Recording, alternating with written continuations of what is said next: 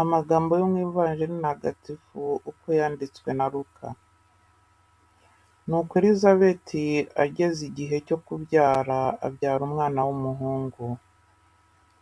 Abaturanyi na bene wabo bumvise ko Nyagasani yamugiriye ubuntu, bafatanya na we kwishima. Ku munsi wa munani baza kugenya umwana, bashaka kumwita Zakariya nka se. Ariko nyina aravuga ati oya, aritwa Yohani. Baramubwira bati nta muntu wo mu muryango wanyu wigeze kwitwa iryo zina.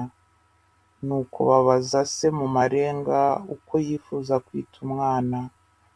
Zakariya yaka akabaho, maze yandikaho aya magambo: izina rye ni Yohani. Bose baratangara. Ako kanya umunwa we urabumbuka, n'ururimi rwe ruragobodoka, maze atangira kuvuga asingiza Imana.